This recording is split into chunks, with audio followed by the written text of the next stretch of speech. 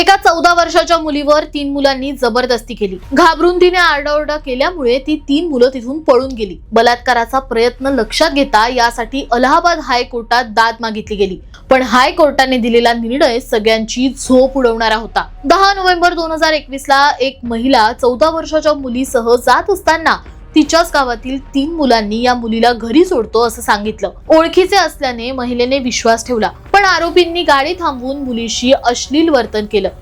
एकाने तिच्या पायजम्याची नाडी ओढली, मात्र मुलीच्या आरडाओरडीनंतर 2 व्यक्ती तिकडे आले, त्यामुळे त्या तिघांनी तिथून पळ काढला। या प्रकरणात हायकोर्ट म्हणालं, कपडे ओढणे, स्तन दाबणे म्हणजे बलात्कार नाही, ही गुन्ह्याची फक्त तयारी आहे। 17 मार्च 2025 ला या निर्णयामुळे देशभरातून तीव्र संताप व्यक्त करण्यात आला, पण आता सुप्रीम कोर्टाने या निर्णयावर कडक ताशेरे ओढले आहेत। न्यायमूर्तींनी म्हटले की हा तर्क पूर्णपणे चुकीचा आणि असंवेदनशील आहे। सुप्रीम कोर्टाने स्पष्ट केलं की अशा कृत्यांमागे स्पष्टपणे गुन्हेगारी हेतू असतो, त्यामुळे आरोपींवर पुन्हा एकदा बलात्काराचा प्रयत्न आणि पॉक्सो कायद्याअंतर्गत गुन्हे चालवले जातील। न्यायाची ही बाजू तुम्हाला कशी वाटली कमेंटमध्ये नक्की सांगा, आणि अशाच रोकटोक बातम्यांसाठी सबस्क्राईब करा जबरी खबरी।